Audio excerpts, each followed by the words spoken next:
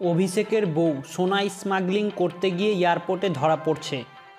চাকুলিয়া বিধানসভার অন্তর্গত মির্জাতপুরে চাকুলিয়ার বিধায়ক মমতাকে চোরের মা, অভিষেক ব্যানার্জিকে চোর ও তার স্ত্রী স্মাগলিং করতে গিয়ে ধরা পড়ে।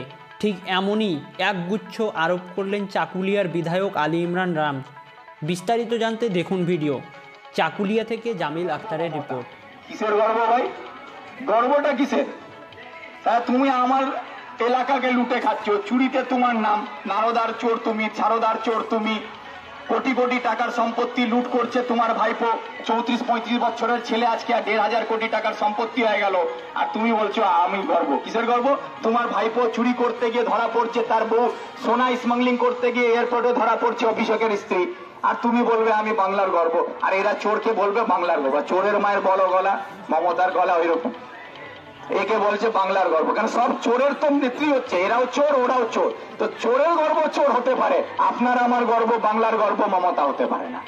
আর খুলে দিল, সেই ভিডিও এসে ওখানে বসছে, সেই ভিডিওর কর্মচারীরা ওখানে এসে বসছে, সেই পঞ্চায়েতের কর্মচারীরা ওখানে এসে বসছে, যেখানে পঞ্চায়েতে 5 বছরে কাজ হলো না, ভিডিও অফিস হলো না। 1 মাসে আপনার কাজ হয়ে যাবে? 1 মাসে কাজ করে দেবেন? কোথা থেকে করবে? আমার দেখবেন না ভোট দেখা হবে বলে চলছে। কি দেখা হবে? বারবার চোরগুলোকে দেখাবেন। এই যে দেখুন, এটা চোর, এই স্ট্যাটের চোর, এই সারাদার চোর, এই নারদার চোর। হ্যাঁ, আপনার ইন্দিরা আবাস চুরি করেছে, এই পঞ্চায়েতের মাটি চুরি করেছে, কবিস্তানের মাটি চুরি করেছে, এই শ্মশান ঘাটের মাটি চুরি করেছে। এইগুলোই চোরগুলোকে দেখা হবে বলে সেই জন্য নাম দিয়েছে দেখা হবে। সব চোরগুলো ঘুরে বেড়াচ্ছে। একটা সেখানে ভিক্টর আসতে সত্যি কথাটা বলে দেবে। এরা কন্ট্রাক্টরের কাছে কি করেছে?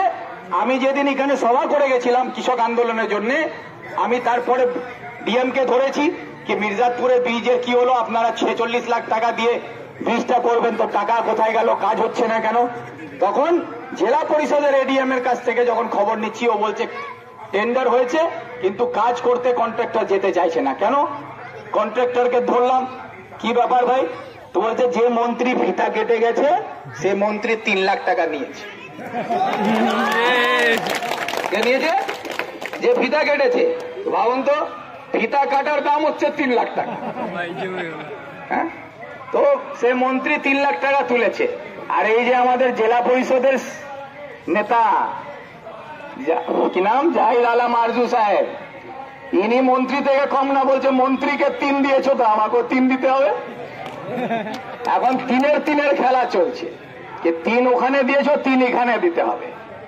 তারপরে হচ্ছে কি জেলা পরিষদ বলছে কি তুমি মন্ত্রীকে কি দিয়েছো, জেলা পরিষদকে ওখানে কি দিচ্ছ তাতে আমার কিছু যায় আসে না, জেলা পরিষদের ভাগ এলাকা ওটা করে দিতে হবে।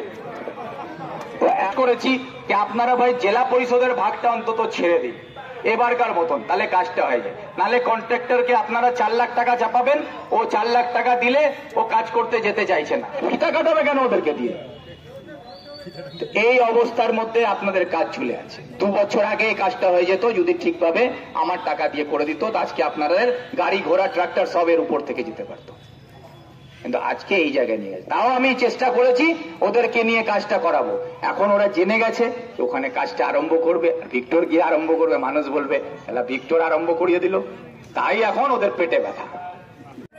আপনি যেমন কি এই যে ওরা যে কাউন্টারে একটা মিটিং করেছে এটাকে কন্ডেম করলেন, কিন্তু কিছুদিন আগে চিকনিতে সাইদ সিদ্দিকির একটা প্রোগ্রাম ছিল, ওখানে স্যার আপনাদেরও ওই দিনই একটা প্রোগ্রাম ছিল, এবং সেখানে দেখা গিয়েছিল যে আপনার প্রোগ্রাম থেকে এখানে টিএমসির লোকেরা ভাষণ দিচ্ছে আর ওইদিকে ডিজে বাজছে। ডিজে বাজাটা যেটা চিকনির কথা হচ্ছে, সেটা হচ্ছে টিএমসির একটা মিটিং ছিল, আর অন্যদিকে একটা গ্রামে অনুষ্ঠান ছিল, তারা তার অনুষ্ঠানে গান বাজনা বাজাচ্ছিল। সেটা নিয়ে মিটিংয়ে যখন এই খবরটা আমরা পাই, আমাদের কাছে কেউ কমপ্লেন করে যে আপনাদের দলের লোক ওখানে গান বাজনা বাজাচ্ছে। তখন আমরা খোঁজ নিয়ে ওদেরকে বললাম, ভাই ওখানে একটা পার্টির মিটিং হচ্ছে, তোমার পারিবারিক অনুষ্ঠান থাকলেও তুমি সেই ডিজেটা এখন আপাতত মিটিং চলাকালীন বন্ধ রাখো। তা আমাদের পার্টির যে কর্মীর বাড়িতে অনুষ্ঠান ছিল, সে তার বাড়ির অনুষ্ঠানে আনন্দ ফুর্তি চলছিল, সেখানেও কিন্তু আমাদের নির্দেশ মেনে তারা ডিজেটা বন্ধ করে দেয়। এটা হচ্ছে বামফ্রন্টের যে নীতি আদর্শ, সেটা আমরা প্রমাণ করেছিলাম সেদিন। কিন্তু আজকে যেটা হয়েছে